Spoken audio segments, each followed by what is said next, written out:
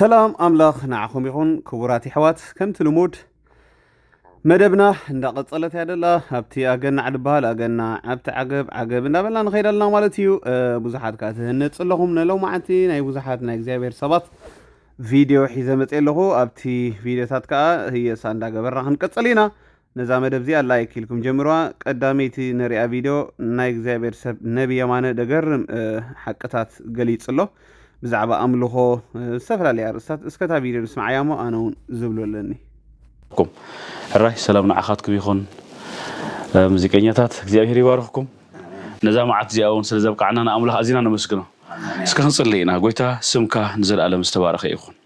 ስለዛ ማዓት ዚያ ድማ ተመስገን ጎይታ بحق እግዚአብሔር ዘላለማው አምላኽ እዝናይ 2026 بحق እግዚአብሔር አቦዬ ስለዛብካና ቅዱስ ማዕዲ ስለዛብካና ቅዱስ መንፈሳዊ አገልግሎት ክብርና ዓኻ ይኹን بحق ሕጂ ድማ እግዚአብሔር አቦዬ ናይ ትንሳኤ ዓመት ክኾነልና ጎይታ ኣብ ኢኮኖሚ ንተሰአሉ በጥዕና ንተሰአሉ ኣብ ኩሉ ማሕበራዊ ናብራና ንተሰአሉ ክኾነልና ብሽም ኢየሱስ ክርስቶስ መንፈስካ ሃበና ኢኻ ክብርና ዓኻ ይኹን ብንዛረቦ ዘበለ ሕጂውን ኩሉ እግዚአብሔር አምላኸይ ኣብ ሰማዕቲ ንበረኸት ክህልዎ ምእንቲ ኩሉ ቃላትና ብጨው ዝተቃመ ክእንቲ ክኸውን መንፈስካ ይምላአና ጎይታ ብንዛረቦ ሳቤን አጥራሕ ክብርን ህበካለና ብሽም ኢየሱስ አሜን እግዚአብሔር ይመስገን ስለዚህ كتاقمنا يخيل يزبلنا ينقرات نقوله إنه هنزارب حج والله كم موسيقى هاتكا جيتار له كرار كون بيانو هرمتي خمسة لهم أبزر بتازي حجي قالوا زي مزحوات كنت هاللوجن المزما زلنا تشالنج شجاع موسيقى مزمر تخيط رافع ويتكئلت كان باندو خون كان مسرح زلوا تخلو وكان باندو خون كان غير تسرح زقات مكا بالدهوتات أتغلب بالنا هنزارب كنا صحينا هنزارب زعز قداي زين منتاي نمهار بتان كهنا إن دل نزلنا سل ذكرار بيانو كون جيتار استفال بيز إن الليد مالتي أبزي قالو بزعبنا هنزارب إيش هوايسك ودين حوين Thank you daddy سلام بروسس مسخاتهم هون سلكلو قيتاي بارك كم زينا تعاقبنا هين كنقول بوتاسل تفترة ماتي كما بقى ست حنتي حتى لاتني نسخاني بزعبة زي نع تقولني هرمت بهالشيء زي عالم سنة عالم يزبار كل جزء ماتي جهول جزء هنصعد كلنا بخرار جينا تقولني هرمت جينا خنا من الله كلنا ويكبر خنا بكلنا سيب زسنا عالمي زسنا عالم هابو زسنا بتخرجنا يكونن بزحت يجزهم يزبال حاجة همزي بزح سبكاني درجات بزحت زبناهاني نعوق سمع كله بقى نتي عالم دامبر نبي تخرجنا كم دي هون غير يزودو حاجي نحنا خاني نزنا جرس تردينا صراحة لنا سلازي إذا تبغيني هرمت ويك أذكر غيرك ويك كال إنسترومنت تتكلم نقولتها كتخبر كتعمل لخسي انتهي شجرالو زعبا زياس لشيء سيكسبكت وانا تصبوني حجة أقدمنا زعز حلفة من الله تزاربنا لنا ونخونينا قرأي وياهم حقي أبدا تنقولا استولد هتسان أما كو أملا هو أزخون من قصاص زلوا سدرابيت وي تولدي استولد هتسان انت يتفلت تقول يتفلت هكا ولا اخت حسبوا خلهم سنحنا ولا حجينا بغيتا خنمصن كلنا مالت نغويتا يسوع كريستوس كمنا قل مدحنا غيرنا هنقبلون كلنا سي تم مجمرا خمسكرنا خلو مثلنا نبرس ناي بوي ناي دي مثلني انا نقول هكا سلامتاي ابتا ابونا ادينا زامنوا امنت سلست ولدنا سلازعبنا حجي قنع كل غزي تزعبيه كايد مسلك تزعبيه كاغن قنع كون خلي زي قنع كون خلي حدا خاب تحجي زبل زلو رايو يخ اتي اب مدرنا صنح منقسقاس ناي وانجيل منقسقاس ايكونن اتسب فنطيسو مسكده نعم حجي اب مدرناس قال سبات كزارو خلو 3000 عامت يغيرو اتي ناي منقسقاس ناي هايمانوت بلوخ لا من حجي أتي أيهود زبهال وكذا حجي إسرائيل زبهال زلوسي سلسة شعب متكب زجبرمو كأود ما نزيناي أيهود إمنسي نبكرنا أفريقيا خمسة أتود زار وسبات الله دحر يجن كريستوس يسوس ويتانا ما توليدو مسمت أدمه أتكرستنا زبل من الدمان أو جعيز مالتي حجتهم قدمك يسوس كريستوس زنبر إمنتات تارينا اتحق إني أمنت اتساتهم تولدهم لزلوا إيد مثلهم كل جزء بعلو بيكتلهم كل حاجة نبقى نحنا زحزنا زلنا أمنت نايت أنت عيبلوها سلا زايت أنت سلا زخونت سأحكي أبدلوها سلا زي كلمة كرسنا مصوح جنا أمنت بزوحات عين هاي ما صار الله شيء من بزي قدس متقاس كلمة كرسنا مصوصي 4 شح 5 شح زجبر عينت من ما أب حيوانات الله سلا زي كرسنا دما كاب سلا شح زي جبره ناكل تشحن 25 زل الحجر أيوه كل تشحن 20 سلا زجبره وك أخل تشحن 25 عملت رأي سلا زجبره إتحاد دما سلا شح 4 شح 5 شح عملت سلا زجبره تخالط أمنتات بقد من حجي كل سبنين سايز قبره لا تقدم زنبر ابنتاتيو سي حق قوم زغل دول له دحير كا ممصان قديم كا ممصان ايكون تغداي اتحقي اينا ييت اتحق سايناي اذا حجي زولا زلوسي كما استبهايلي اذا حجي زولا زلوسي كما استبهايلي كل سبيكم ايلو نمنتا ايكم بزهر مز تملخ زسني عالمي قرمبا ونها توص خمس غيركا زيرا من تفيل ده أخل حبر غير الغير بالكامبر تبع علم زبرة من ديابلوه نمن تأخذ زلله أتي هرمة تجرنيا وانجيل زبال أياتوه أبو وانجيل زبال سياتوه وانجيل كابز مس بتهرمة تجرنيا كون تهاريم كريم وانجيل مأتاو تكالشر نيري تبخرار غير كام زمار هرمة تجرنيا ناسي وانجيل كريم مأتاو يديرو حج وانجيلنا مدرنا أدخل لخاء كم عربيان هاجرات مالت كم بعل أوروبا كم بعل أمريكا سلزة أتوه ساتهم كأب هرمة تغنيا خم لخول كاي كلني لبس لبيسهم بقى زحل زهون هرمة دا جبرو مخاسب كأب بسنا أمراون تايز جبر كم زرعي وحجي بقى كل دين دبل الزخير قدس الناس بهم ملك عني الرأيوه بلا بسها ولا الزبل خدان ترى أجيرو ويكأت الأجيراسي كم استقدس غير كيد حسن بس وين ما أبزهون بيت كريستيان مزمران كبهال كله كاب استفعله قرص أكلات كاميرا أيته بهايلو نايلبسي مزمران زجبر الله مبزحة أقولنا قدسنا توهلي زجبر جيت نتاحت ناي سياسي خملس مخهم هنجبر يجب أن عندي أتوم كم إلى مزحة زلوا سبات وانجيل قدمي ناب مدرنا مأتاو زنبره هرمت سلزخونه أب عالم دللاينا نقبرو لنبره هرمت سلزخونه نا وانجل حجي ختم صخ لها تأمرهم زلون تاي إذا هرمت زني عالمي زبل مرد أدا أمبر كلا يكون نا من حجي مدرنا نبخون كهتس فوسي تأمرات قلت قبل كلها أطيفهم زلون تاي تونقلا واي ساتو تأمرات قبل زريوه نماني أنت قال نعم لا حسب كوينوسي أبت مدرت أمرات كجبر يوم يفلتني سلزي أو بروفيتي ماني فوسال نعم لا هكذا إيه إذا تم قلاي سلمت أنكو أزول منا تزفلت ورساتهم حد تم قال يكون كجبر زريوه نبله بقى زجبرو عينت performance شعت سبك فوس كله نجزيو قال نقول كفتر كله تأمرات قال خجبر كله زري النار أي وزع عبيو أبحرت أنكو عالمبر أبت مصحف قدس حيزو زقلقل in the name of Jesus Christ you are free you are healed أي عبينا أي رأيون أبت مصحف قدس صحيح الله بتجبر أم مدرنا هتجبر متجمر جن نو زني أملاك كونه كألني بهم يعني كحجي حزله ما تو علمي من ده تنقل هذا عبيه سب نحرت أنقل تأمرات كجبر زرعي بقى ندار أي زعبيه سبسي بقى شو أنا تأمرات كجبر كله هو تاري إن بشي بيسوس كريستوس أنقل يتلنس أيقر منني أتعابي مهان يزفرت حجريه أو يعابي مبر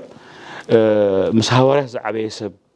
تأمرات مشيخ زعبيه سب تأمرات كجبر تزري النير حين تايم جبره يا إذا خا أملاخ يمبل النير سلزم تأذب زلله توانا مخنيات تنقفهم زله وانجيلنا مدرنا قدم مئتاو خيترافه إذا هرمت تقرنيا زي ينتقبل نيرنا شعو وانجيلنا مدرنا أتيو بقى نزهر مزيئة من كأتوا ما تني عالم يتبهيله ونخا بقى خمس ولا فخا تقبر زلها تبهيله زين وجزي إلى ما ماتي ترى نتهم حد جبه تاخذ خور سبات بقى نعم راح تبهيل صريح مالتي سلام تعرف جزء كما أسرز عبيتهم ينبر بمصحف قدس مسرت استنفاس زلوا زبله كله زخونا عينت مسارح موسيقى غيرنا خنهرم كم زقبا ناس ابيها صحيفه الله حجالنا بعد سي انبلتا ابيتكشان كاتو دليله شامبقو هراي واطا كبرو از كبرو حجي حقني هربت نازي كبرو دي كونسي ات حقني زهرمس حقني خبر لكم زو بيد زهرم كبرو إذا كله أبيت أملاك أتلو كابي أمسي أبزي ألاتكم تأتي بزلا هاليلويا نا أملاك أما قدسو أمسجن وإلوس أبتفر سلطانو أمسجن و سلتي قبضات حيلو أمسجن و كان بزحي عبيتو أمسجن و بدمس ملخت أمسجن و تأدمس ملخت ها ترامبتر إنه أساس أنت عدمس يزلو ولا زواو حيتانهم لما باقيلكم سايقبروا حسبوا إزيس قدا استاي كمان اللو نبتوش تخاند أتوس ملقت خالي بقى إذا تنافي حاسي بقى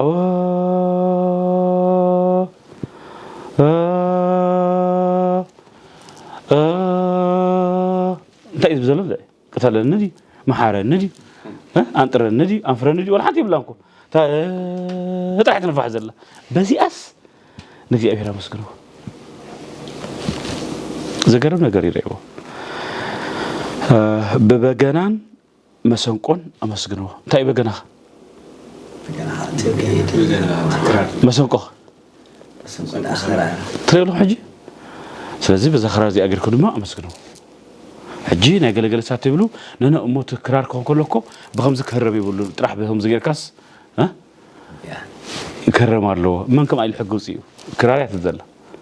تلي خاقبت لك هرما تلي خا بخمس هرما بدل لك تخرط راح باقير كان نقولها تاقبر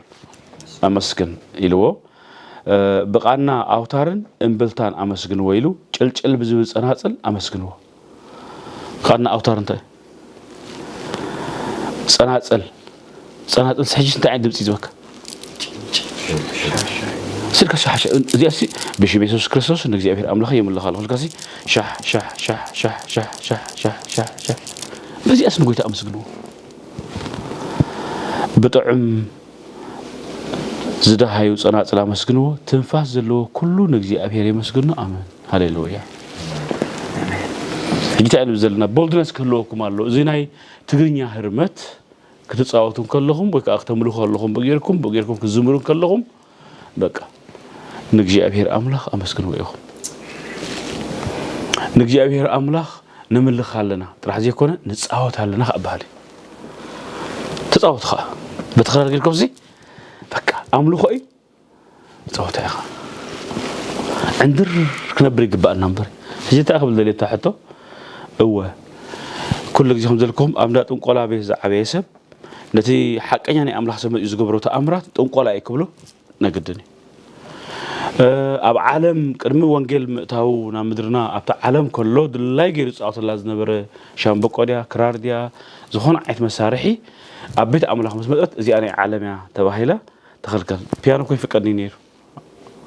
دحرتو سنة دي كويت فقيدو كرار كيف فكرني نيرا قدفة مقال عالم كي كنا أبتنا بتكريشان أبتا نهاي حبشة بتكريشان أي فكرني كونيرو قاسن دابل حجي كل آتي أمدرنا أنا أبن حجي نحرس وانجيلا وخطب له خبيدي نيرو قدم باسر ما يتحسب دحرخن داي باسر زبل شمت مزي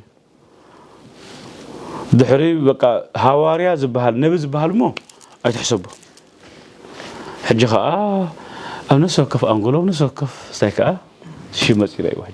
تسوي عمله تسوي عمزي قد سكوت شمقن بقى تزوجتيرو مالتي سلسة أقبل دليل حدا بحدا قسم دابلكا بدرجة يعني عمتها تدخل نقرات هلا سلسة عملت انت هي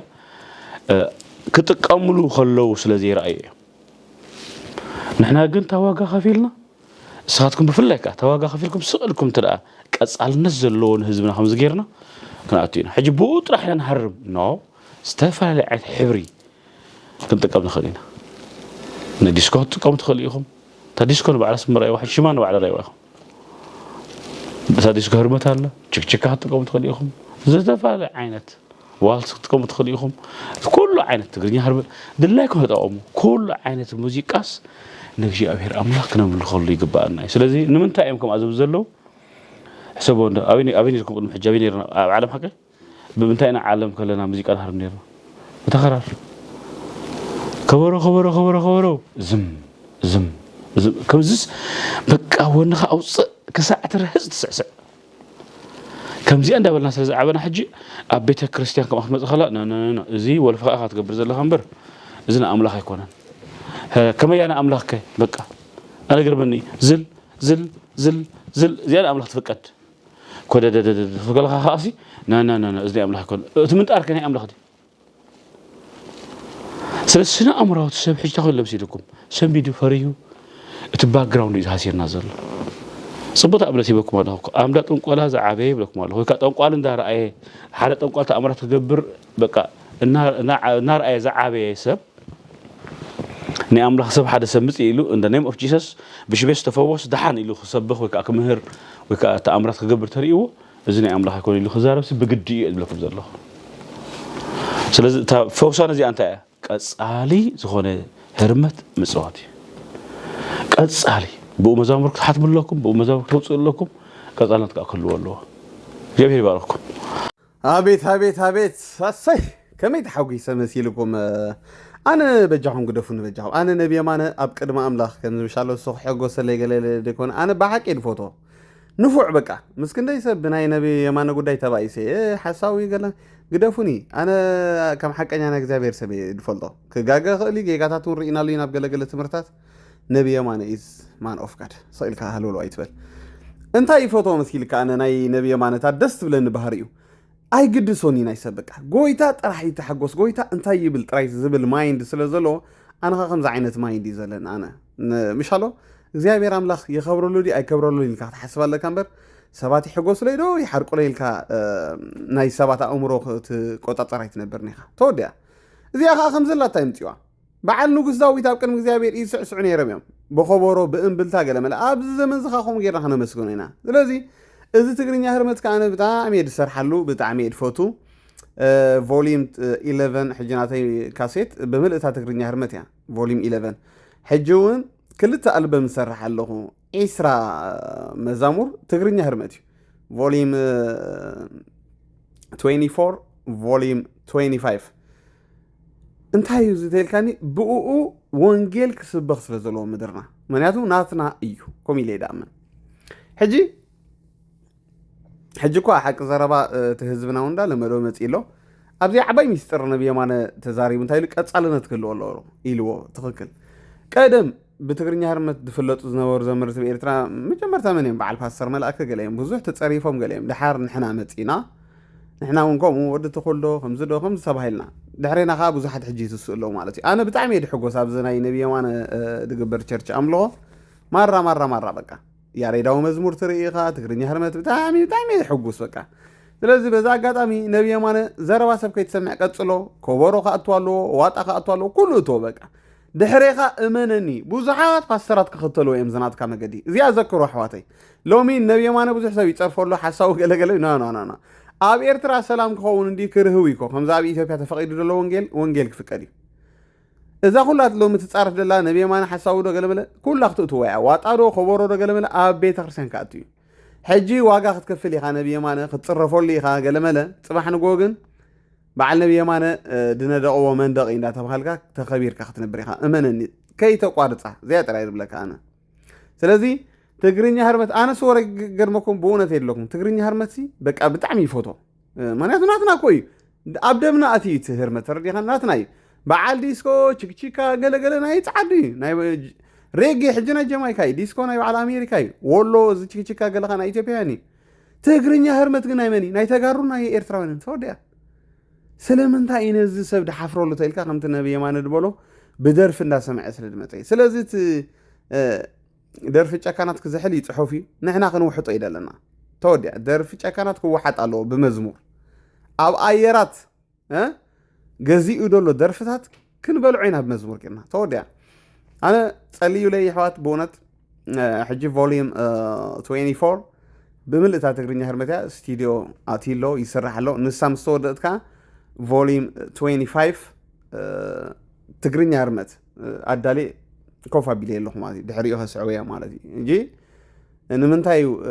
በዚ ነገር ዝተስእት የልኩምኒ እግዚኣብሔር ኣምላኽ ዝሃብኒ ራእይ ስለ ዝኾነ እዩ መጀመርታ ክብገስ ከለኹ እውን ከምኡ ኢለ ተበጊሰ ብዙሕ ተፀሪፍናሉ ብዙሕ ተነፅሎ መፂና ገለ ሕጂ ግን ተለሚዱ ኩሉ ሰብ ትግርኛ ህርመት ዝምራሎ ተሪኢኹም ቻው ኣብታ መጀመርያ ኢኻ ዋጋ ትኸፍል ትፅረፍ ገለ እምበር ዳሓር ኩሉ ሰብ እንዳተኸተሎ እዩ ድኸይድ ነቲ መገዲ መንያቱ ሓጢኣት ኣይኮነን እያ ሓጢኣት ኣይኮነን ስለዚ ነብይ የማነ ኣነ ይፈልጥ ናይ ደይ ትርእይዎ ነገር ክህልዎ ክእል ኣነ ግን ብዙሕ ፅቡቅ ነገር ኣይድርኢ ኣብዚ ናይ እግዚኣብሔር ዝብ ትብዓቱ ኩሉ ነገሩ ብጣዕሚ ድሕጉሰኒ እቲ ጌጋታት ከም ዘለዎ ኮይኑ መዓት ፅቡቅ ነገር እዩ ዘለዎ እዚ ናይ ኣምላኽ ሰብ ትብዓት ትልዕሉ ኩሉ በቃ ጎይታ ከዓ ኩሉ ግዜ ምስቶም ተባዓት እዩ ዝሰርሕ ምስቶም ሰባት ከምዚ ተበልንኸ ከምዚ ዕሽር ተጎደለንኸ ሰብ ተረሓቐንኸ ዘይብሉ በቃ ተረዲኹኒ ገፅ ጎይታ እንዳርኣዩ ደገልግሉ እዛ ዓለም እዚኣ ገዲፎማ ከም ዝኸዱ እንዳፈለጡ ደገልግሉ ምዚኦም ጎይታ ብሓይሊ ዝሰርሕ ዳስዋ እዩ ነብይ የማንኻ ተፅዕኖ ፈጣሪ ኣገልጋሊ ኮይኑ ደሎ ንምንታይ ናይ እግዚኣብሔር ራእይ ሒዙ ስለዝወፀ ገፅ እግዚኣብሔር ና ራእይ ስለ ደገልግል ስለዚ ካልኦት ፓስተራት ነዚ ቀፅልዎ ጥራይ ክብለን ስለዚ ነብይ የማነ ፕሊስ በጀኻ ከይተቋርፆ ቀፅል በቃ ብሳዕስዒት ብኸበሮ ብእምብልታ ብፀናፅል ብኩሉ እግዚአብሔር ኣምላኽ ኣምልኽዎ ኢሉ እዩ በቃ ታብ ልበይ ዝነበረት ክዛረባ ውዒሉ የስ ኩሎም ፓስተራት ክኽተልዋ እዮም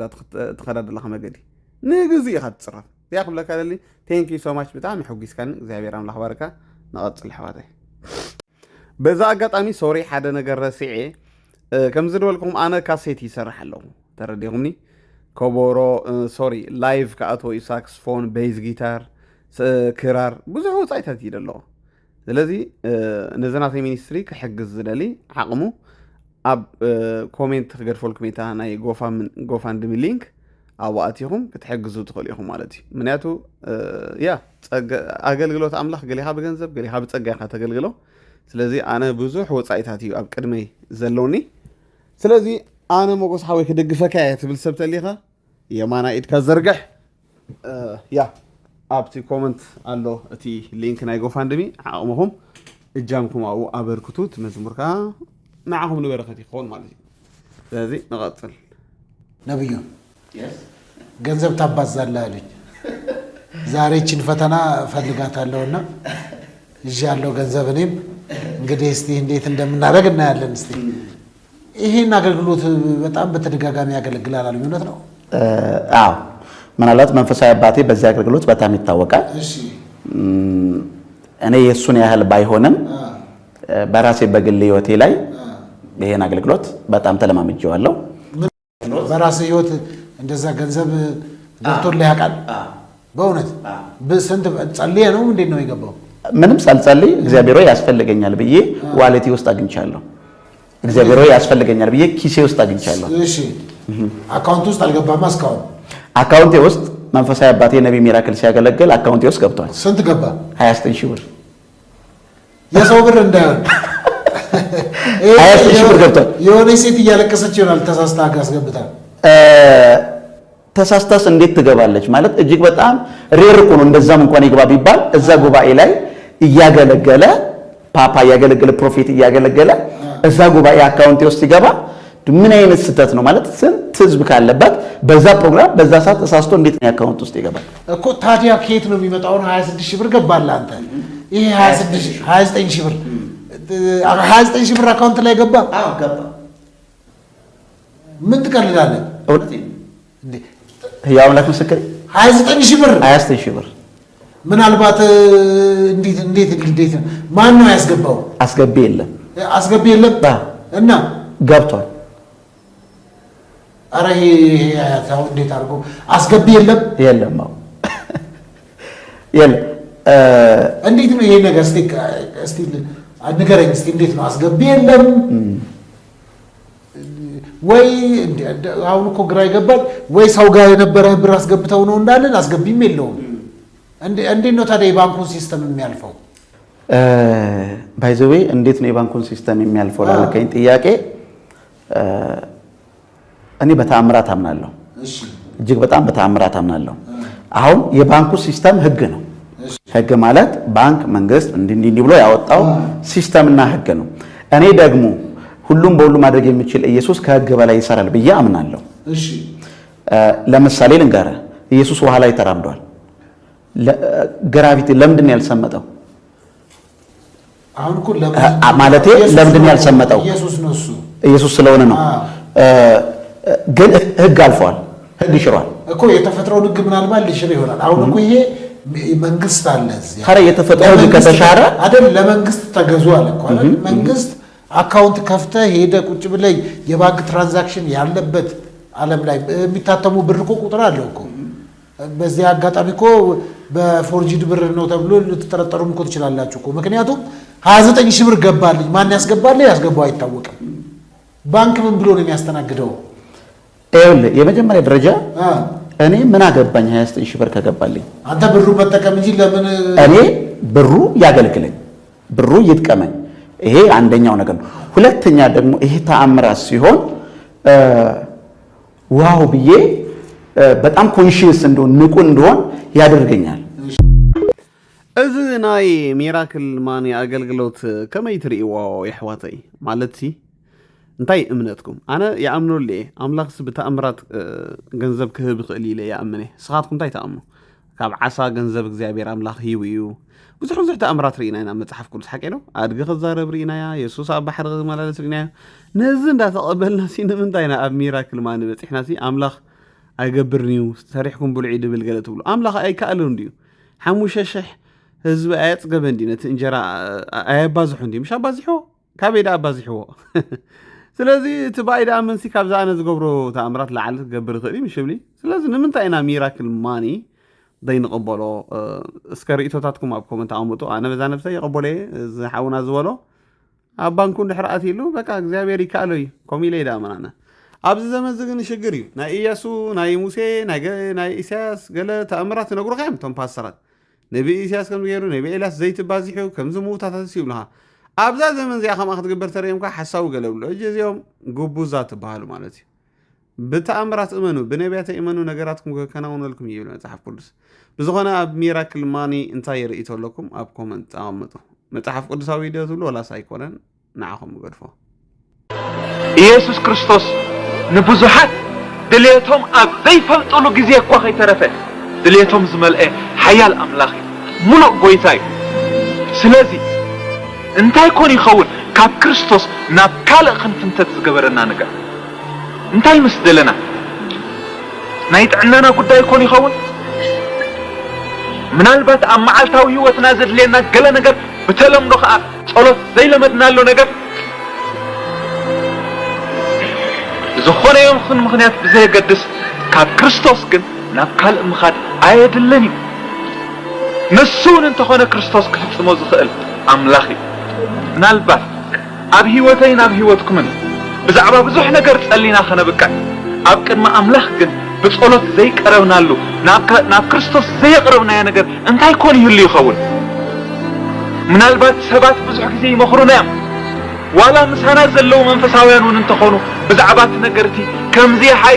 ሓይሽ ኢሎም ኣብ ካልእ ሰጊርና ክንደልዮ ክነግሩና ይኽእሉ እዮም። ኢየሱስ ክርስቶስ ግን ብዛዕባ እዚ ነገር እዚ እውን እንተኾነ ናብ ካልእ ክትከዱ ኣየድልን እዩ። ድሌትኩም ዘበለ ኩሉ ብጸሎትን ልማኖን ምስናይ ምስጋናን ኣብ ቅድሚ ኣምላኽ ይፈለጥ እምበር ብገለ እኳ ኣይትጨነቁ። እዚ ቃል እግዚኣብሔር እዩ። እዚ ፓስተር ኣቦና ክንብሎም ንኽእል ካብቶም ኣብ ኤርትራ ተኣሲሮም ደለው እዩ። ሽሙ ተደይ ተጋጌ ረሲዐ ከለኹ እምበር ኤንወይ ብጣዕሚ ንፉዕ እዩ። ዶክተር ፍጹም ድዩ ወላ ገለ እዩ ያ ብጣዕሚ ኣምላኽ ባርኮ ብሪኢኻ ኣለኻ ንልዕሊ 20 ገለን ዓመት ከሒድና ኣይንወፅን ኢና موت يكون سقاي يكون أبزي أنا ودا أنا يلوم تنعم دخل له يوم تمرتهم ولا ريح على خدس قبل النبي يسوع ده تأمت مالتي أملاك باركم قوم يبزح حيو يبال نقطر ዛሬ ጠዋት ከእንቅልፍ ከተነሳ ሳምባ ውስጥ አየር ካለ በአንተ ህይወት የሚሰራና ያላለቀ አሳይመንት አለ ይላል። ትናንት ከሞቱ ሰዎች በምንም አንሻልም። ዛሬ የተቀበሩት እዛ መቃብር ቦታ የሞቱ ሰዎች በሙሉ ለዛሬ ፕላን ነበራቸው። ትናንትና የተቀበሩ ሰዎች ዛሬና የዛሬ ዓመት ይሄን ሰራሉ የሚል እቅድ ነበራቸው። እኛ እኮ ታርጌት አለ፣ የምናመልከው አምላክ አለ፣ ዴስቲኔሽናችንን እናውቃለን። ሞተን ሁሉ በህይወት ከሚኖሩ የተሻለን ሰዎች ነው። عباي ملغتيا أورات أمرات هرك أنا بدعمي الفوتو يا نحن أمن تري خلاها بيوت لنا خبطهم دلون حش تموت راهون نحن نحش منياتو ناب يسوس مخالنا أي ترفنا نسلزي يا بمرحنكم تحققوا በጣም እኮ እንደመጻፍ ቅዱስ ሰዎች በጣም ጠቢብ የሚያደርግ ነገር የለም። ባልንጀራ ቤት እግር አታብዛ ብሎ እኮ ነግሮናል። እግር አታብዛ ውስጥ እኮ ብዙ ነገር አለ። እግር አታብዛ ማለት በመሄድ ፊዚካሊ ብቻ አይደለም። ምንም ነገር ሲበዛ ምንም ነገር እንደው የእያንዳንዱ ትዳራችን ውስጥ ጓደኛችንን ህይወታችን ውስጥ ጓደኛችንን ሁሉን ነገር ባላንሱን አሳጥተን የልጆቻችን ጊዜ ለጓደኛችን የትዳራችንን ሁሉ ገበናችን ኢኮኖሚያችን ዘርግፍ አድርገን እናቀርብና በኋላ ልባችን ሰብር ይልና ደግሞ በጣም እንደገና ኤክስትሪም እንሄዳለን። እሷ በዚህ ከሄደች እኔ በዚህ አልሄድም የሚል ደረጃ ላይ እንደርሳለን። አስቀድሞ ነው መጥኖ መደቆስ ወገኖቼ ከማንም ጋር ኢቭን ከባላችን ጋር እኮ ራሱ አለው ስርዓት ባልና ሚስት የሚኖሩበት ከጓደኝነት ጋር አለው ስርዓት መጠን አለው። በመጠኑ የሚለን መጽሐፍ ቅዱስ ለዛ ነው አስቀድሞ ያስጠነቀቀን። ለዛ ነው ባልንጀራ ቤት እግር አታብዛ ያለን። ክፉ ስለሚሆን አይደለም፣ ግን የሰው ልጅ ባህሪ በጣም በተቀራረበን በጣም ስቲክ ባደረገን ቁጥር በጣም ለብዙ ገበናችን የመገላለጥ ያወኩሽ ናኩሽ ነገር እየጨመረ ስለሚሄድ ነው። ስለዚህ በጣም የምትወዱት ጓደኝነት ካለ በጣም የምታከብሩት ጓደኝነት ካለ ከዛ ሰው ጋር በጣም ተዋዳችሁ ተከባብራችሁ ዘመናችሁን መቀጠል የምትፈልጉ ከሆነ በልክ አድርጉት። በፍቅር ሳላችሁ በልክ አድርጉት። በስሜት አትንሄዱ። በቃ ስሜት አይኖ በጣም ይሄ ምክር ስመክራችሁ እኔም በዛ ውስጥ አልፌ ሰላም ስሜት ያግለበልባችኋል። በቃ አንድ ሰሞን ፍፍፍፍፍ ትላላችሁ፣ በኋላ እንፍፍ ያመጣል እንዳለችው ጓደኛዬ ማለት ነው። ስለዚህ ነገርን በልክ ማድረግ ጥሩ ነው። ለሁሉ ጊዜ መስጠት ጥሩ ነው። የሰውን ባውንደሪ ማክበር ጥሩ ነው። ለሰው ጊዜ መስጠት ጥሩ ነው። ለራሳችሁ ጊዜ መስጠት ጥሩ ነው። ድብልቅልቅ አናድርገው። የኛ የአበሻ ግንኙነት አብዛኛው ባውንደሪ ሴት አናደርግም። ይሄ የኔ ታይም ነው፣ ይሄ የኔ ትዳሬ ሰዓት ነው፣ ይሄ የኔና የልጆቼ ግንኙነት ነው። ከጓደኛዬ ጋር ምን ያህል ድረስ ነው መግባት ያለብኝ? ጓደዋ ጋር ምን ያህል ጊዜ? ጓደኛዬ ናት፣ ምን ችግር አለው? በቃ ቤቷ በማንኛውም ሰይድ ቤት የፈለኩትን ባረግ እንደዚህ ብጠይቃት ነው። ሰዎች ነን እኮ በቃ ሰው ልጅ የሚሰለቸው ፓርት አለ፣ የሰው ልጅ የሚደክመው ፓርት አለ። ስለዚህ በጣም ራሳችሁን ጣል አታድርጉ፣ ራሳችሁን በጣም አትጋቡ። ሞዴሬት የሆነ ነገር ጥሩ ነው፣ መሀል ላይ የሆነ ነገር ማለት ነው። እና ስለዚህ ጓደኝነታችን ራሳችን አግለብልበ ነው ወይም ቀረቤታችን ራሳችን አግለብልበ ነው እንዲበጠስ አናደርገው። በመጠን እናድርገው፣ በስፔስ እናድርገው፣ በመከባበር እናድርገው። አበሻ አንዳንዴ ተዋደደ ማለት መከባበርን ያወጣዋል፣ ተዋደደ ማለት ባውንደሪን ያወጣል። ወይ እሷ እንደኔ ናት፣ እሷ የኔ ናት፣ እሷ አንተ ነህ። ነው እንደዛ የሚባል ነገር የለም። በእናትና ልጅ መካከል ራሱ እኮ ባውንደሪ ይኖራል። እናት እንደ እናት መከበር ያለባት ሌብል ልጅ እንደ ልጅ የሚሆንበት ለኤቭሪቲንግ እግዚአብሔር ስርዓትን አስቀምጧል። በመጠን ኑሩ፣ እግራችሁን ሰብስቡ፣ አንደበታችሁን ጠብቁ። ለሁሉ ነገር እግዚአብሔር ስርዓትን አስቀምጧል። ስለዚህ ስርዓቱን ማር ዘንድ ያስጨነቀኝ ለበጎ ነው እንዳለው ባሪያው ስነ ስርዓትን መማራችን ሁሉን ነገር ዛሬ አስቀድመን በመጠን ማድረጋችን ነገ ለሚመጣው ነገር በጣም ዋስጥናና አንዳንዴ ያለቅጥ እንዋደዳለን፣ ያለቅጥ እንጣላለን። አይታችሁ አታውቁም? እንደዚህ በቃ መለያየት እስከ አቀታችሁ አንዳንድ ሰዎች እንዲሆኑና ሲለያዩ ደግሞ ገበናቸውን ይዘው ይወጣሉ። ለጆሮ ጭው የሚያደርግ እንዴ ምን ልትሰራ የትዳሯን ገበና አወቀች፣ እንዴ ምን ልትሰራ የልጆቿን ገበና አወቀች፣ እንዴ ጓዳዋን ለምን አወቀች እስክትሉ ድረስ ትዳሯ እኮ እንዲህ ነው፣ ጓዳዋ እኮ እንዲህ ነው፣ እሷ እኮ ድሮ እንደዚህ ናት የሚሉ ሰዎች አይታችሁ አታውቁም? ስለዚህ ራሳችሁን ኤክስፖዝ ስታደርጉ በመጠን ባይዘዊ መጠን ማድረግ ራሱ ድሮ ይመስለኝ ነበር። እኔ ራሱ እንዴ ሰው ጓደኛ ከሆነ እስከ በደንብ የምትተዋወቅ ነው ያለበት፣ በሁሉ ነገር መግባት አለበት ምናምን ብዬ ከሚያምን ሰው መካከል ሞኝነት፣ ጅልነት ነው። መጠን ከእግዚአብሔር ጋር ብቻ ነው መጠን የማያስፈልጋችሁ። ምክንያቱም እሱ ሊሰራን ስለሚሆን፣ እሱ ወረት ስለማያውቅ፣ እሱ ስለማይሰለች፣ እሱ የሰው ልጅ ስላልሆነ፣ እኔና እናንተ ግን ስጋ ነን፣ ደካማ ነን፣ ይሰለቸናል። ሚስጥር መሸከም አንችልም፣ ገበና መያዝ አንችልም። የክፉ ቀና በበጎ ቀናችን የተወጣነው ሰው በክፉ ቀናችን እንረሳዋለን። ትናንትን ማስታወስ የምንችለው ውስን ነው። ስለዚህ በመጠን እናርገው፣ በጥበብ እንመላለስ። ጥሩ ወዳጅነታችን እንደ ጎመራ እየጣፈጠ እንደ ወይን እንዲሄድ ከፈለግን በመጠን በመከባበር ሚስጥርን በመጠባበቅ ባውንደሪ ሴት በማድረግ መሆን ጥሩ ነው። ህይወት ካስተማረኝ ሰላም ነው። ናይዛ ሓፍትና ምክርስ ደስ ክብለካ ብጣዕሚ ማለትሲ ሓቂ ሪኢኻ ለኻ ምስ ሰብሲ ርሕቀትካ ክትሕልዋ ኣለካ ሞር ንድሕር ምቅርራብ መፂኡ ትንዓዓቕ ገለ ብዙሕ ነሽግር ኣለዎ ኣነ እውን ኣብ ሂወት ብዙሕ ተምሃርክዎ ነገር ኣለኒ ምስ ሰብሲ ርሕቀትካ ክትሕልዋ ኣለካ ሞር ትመላለስ ዝኾንካ ናብ ቤቱ ገለገለ ይመንወካ ሰብ ገለ ፅቡቅ ኣይኮነን መፅሓፍ ቅዱስ ኢኻ ቆም ኢሉ መፅሓፍ ምሳሌ ሲ ናብ ቤት ብፃይካ እግርኻ ኣይተዘውትር መተን ከይመንወካ ገለ ይበሃል ሕጂ ከምኡ እዩ ሞር ምቅርራብ ሓደ ሓደ ግዜ ፅቡቅ ኣይኮነን ባላንስ ሚዛን ክንሕልው ኣለና መፅሓፍ ምሳሌ ባይዘወይ ተንቢብካዮ ጥበበኛ መስተውዓል ኢኻ ትኾኑ ኣሕዋተይ ስለዚ ምሳሌ መፅሓፍ ነንብቦ ዝሓፍትና እውን ከምኡ እያ ትለና ነይራ ሞር ምቅርራብ ሲ የነዓቐካ ብዙሕ ነገር እዩ ወላ ምስ ዕሩኽካ ሲ ያ ዲስታንስ ክትሕልው ኣለካ ርሕቀትካ ክትሕልው ኣለካ ኢላ ሞ ደስ ትብል ምኽሪ የሐሰተኞች ነቢያት መንፈስ በጣም ሲሰራ ነበር እዚህ ሀገር ብዙዎቹ ሳይቀቡ በፊት ሲሰራ ነበር የሚሰራው የነበረው እኛን በማዘጋጀት ነው ያዘጋጀን እንዴት ነው ጥንቃቄ ምናምን ዝም ብለህ በቃ በጌታ ስም የሚመጣ ነገር በሙሉ ተቀበል ተቀበል ተቀበል ተቀበል መንፈስ ቅዱስ ከተናገረ ተቀበል አለመቀበል አለማመን ነው መጠየቅ አይቻልም ጭንቅላትህን ከቤተ ክርስቲያን አጥር ውጭ መንፈስህን ይዘግባ የሚመራመር ጭንቅላት እየተባለን ተከትክተን የጥያቄ መንፈስ የጥያቄ መንፈስ የሚጠይቅ የሚጠራጠር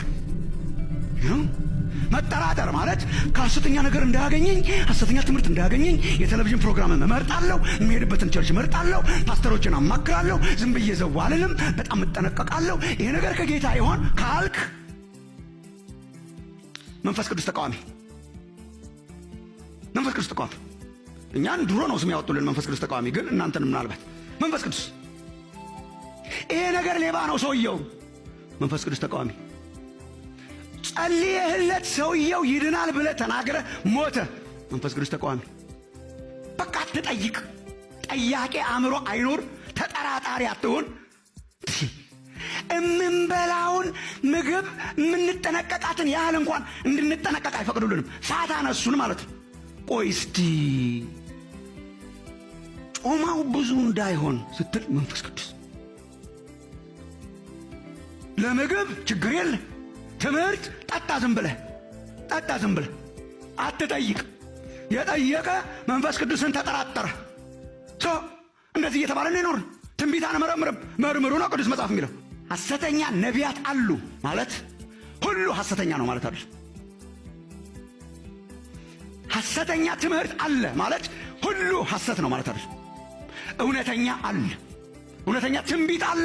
እውነተኛ ነቢያት አሉ መጀመሪያ ደረጃ እውነተኛ ነቢያት አሉ ማለት ይሄን የሚሰብኩ ማለት ነው አዲስ ኪዳን ከትንቢቶች ሁሉ የመጨረሻ ሱፕሪም ትንቢት የሚያደርገው ይሄ ነው ሁለተኛ ጴጥሮስ ምዕራፍ 1 አንብቡ ጽኑ የሆነ የትንቢት ቃል አለን ይሄንን ነው አሁን ብዙ ክርስቲያን የትንቢት ቃል አለኝ ምናምን የሚለው ሌላ ነገር ነው ጴጥሮስ የትንቢት ቃል የተጻፈ አለን የሚለው ይሄ ነው ይሄንን የሚያስተምሩ እውነተኛ ነቢያት አሉ ሌላስ አንደኛ ቆሮንቶስ ምዕራፍ 14 ቁጥር 3 ላይ ልታነቡ ትችላላችሁ ደግሞ ለመምከር ለማነጽ ለማበረታታት ለማጽናናት የሚመጡ መልእክቶች ደግሞ አሉ በየጊዜው ዋው ዘገርም ዶክተር ማሙሻ ሪኢኻ ለኻ ሚዛናዊ በቃ ያ ማለት ሲ ክትሓትት ክትክእል ኣለካ ተረዲኻኒ ኣብ ዘመን ዚ እንድሕር ሓቲትካ በቃ ተጣራጣራይ ገለ ከምኡ ደባሃል የለን ባላንስ ጥራይ ሓለዉ እምበር ክትሓትት ኣለካ ገይጋ ተመሲልካ ክትዛረብ ገለ ኣለካ ጥራይ ንሰብ ኣብ ፐርሰናል ሂወቱ ኣቲኻ ኣይተዋርዶ ኣይትፅረፎ እምበር ኣነ ኣይትርኢኑን እንዲኹም ነብየማነ እንድሕር ዝኾነ ምሂሩ እንድሕር ደይተዋሓጠለይ ብድፍረት ወፅየ ነብየማነ ዝኸመይ ድብል የስ ኩሉ ክርስቲያን ከምኡ ክኾን ኣለዎ ኣይንፃረፍ ጥራይ ኣይንፍረድካ ሓሳዋይ ጠንቋላይ ወዲ ዲያብሎስ ገለ ኣይትብል እምበር እንታይ ፀገም ኣለዎ ምሕታት ቻሌንጅ ምግባር ገለ ሃዋርያት ምሽና ሓድሕዶም ቻሌንጅ ይገባበሩ ነይሮም ዝኾነ ሕነሽም ይኹን የማነ ይኹን يحواتنا دحر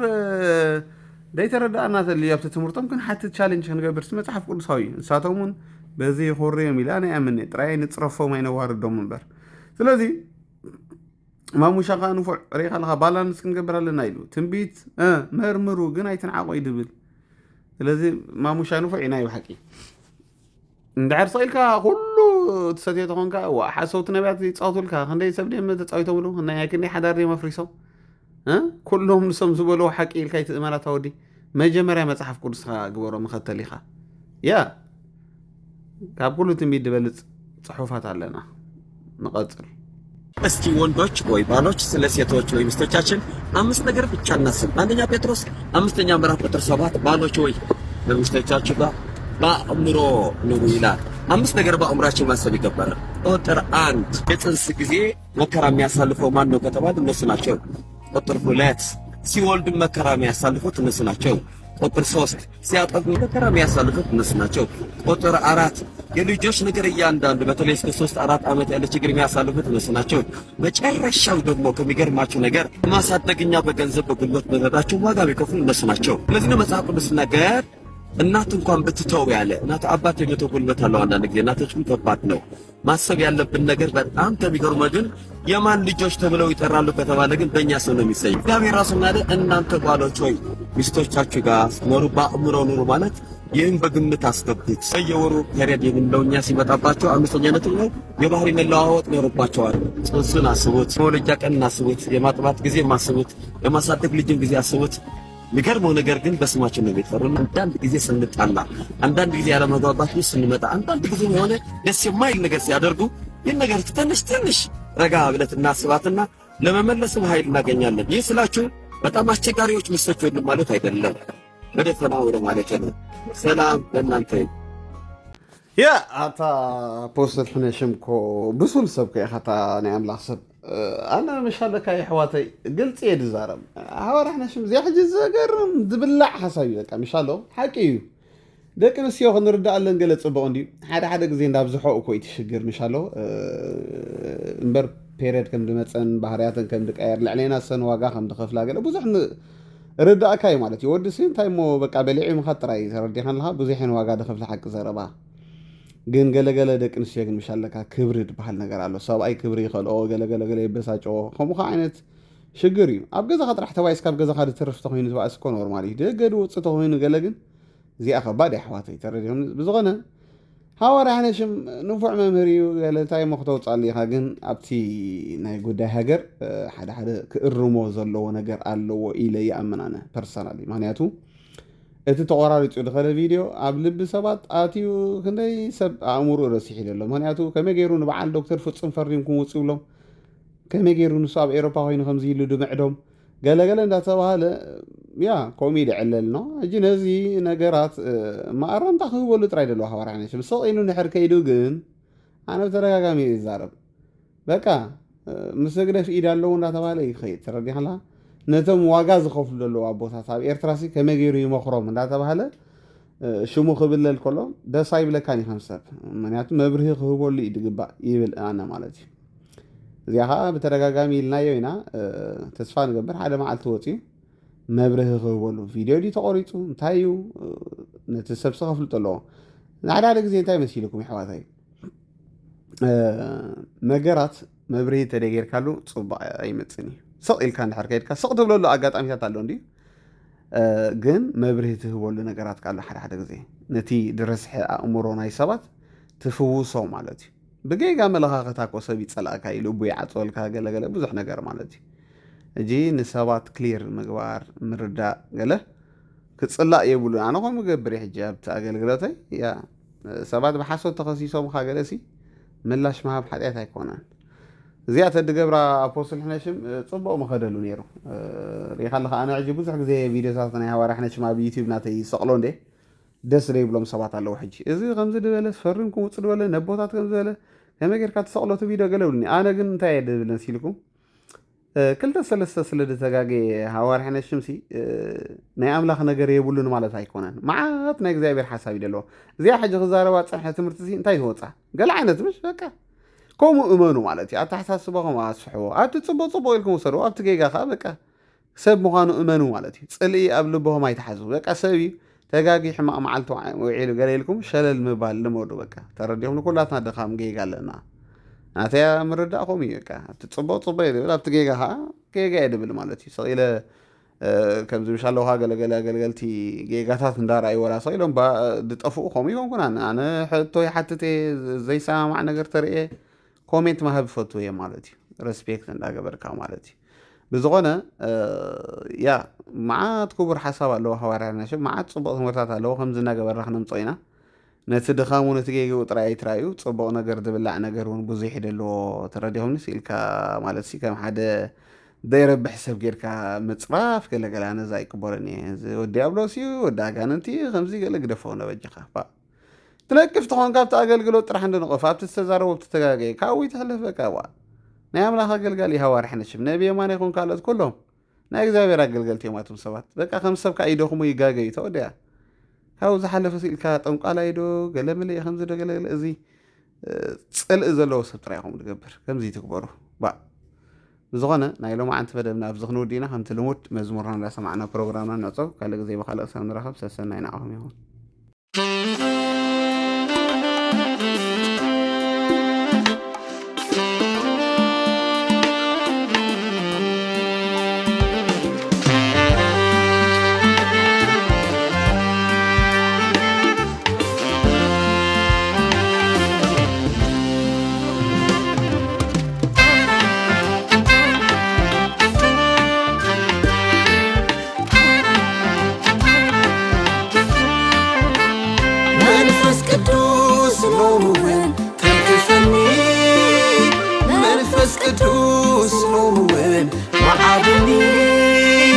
መንፈስ ቅዱስ ሎምውን ለውጠኒ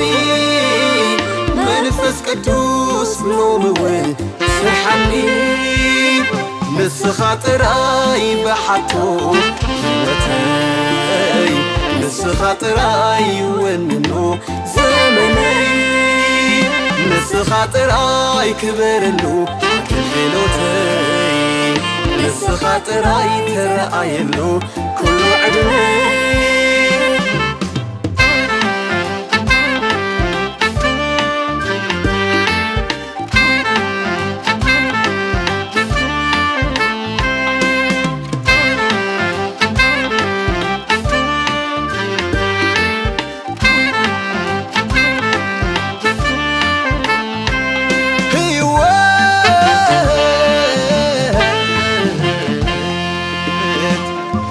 ዘይብኣኻዩ ጸልማት እዋይወ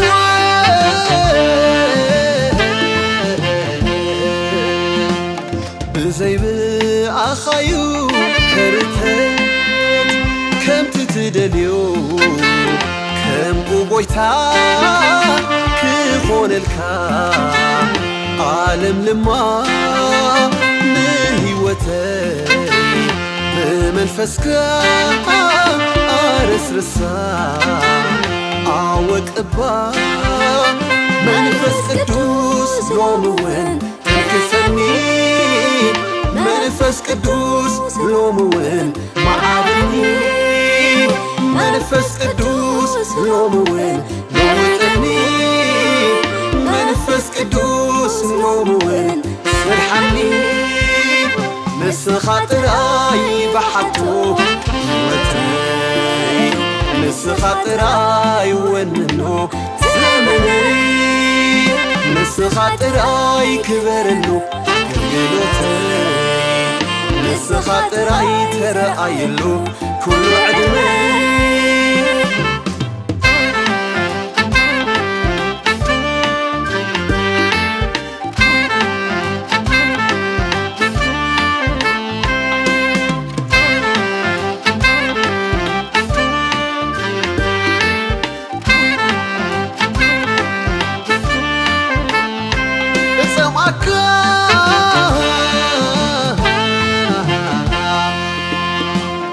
አውሽጠይ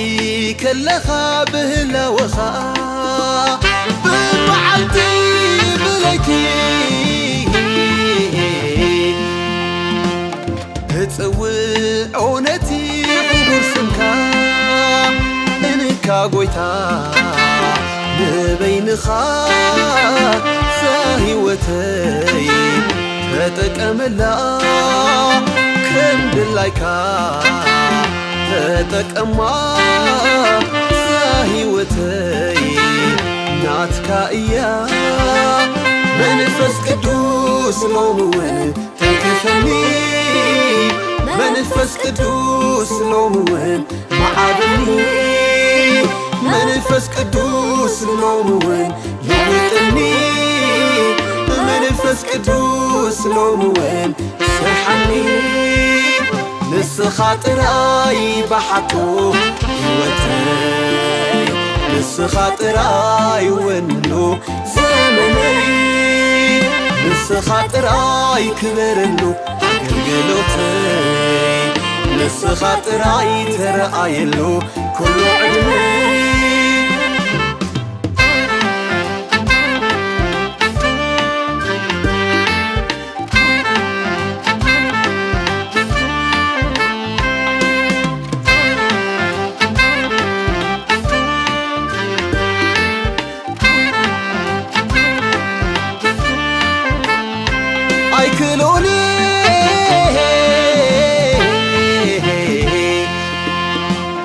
بزيبل أخام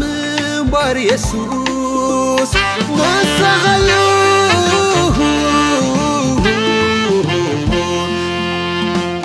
زتعماني كبرر كتحس كمت عصا كبحري وتيئو